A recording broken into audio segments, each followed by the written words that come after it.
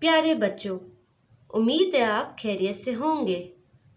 आज हम इस वीडियो में तस्वीर के पहले हुर्फ पर दायरा लगाएंगे। ये क्या है? लड़की। लड़की लफ्ज़ किससे शुरू होता है? लाम।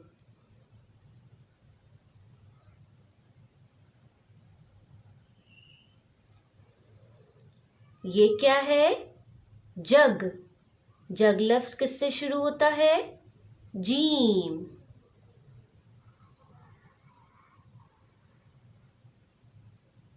ये क्या है? बतख। बतख लफ्ज़ किससे शुरू होता है? बे।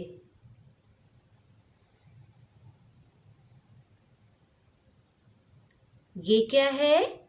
किश्ती। किश्ती लफ्ज़ किससे शुरू होता है? काफ।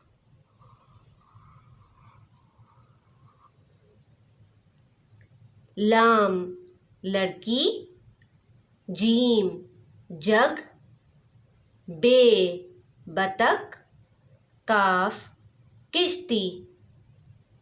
लड़की, लाम, जग, जीम, बतख, बे, किश्ती, काफ।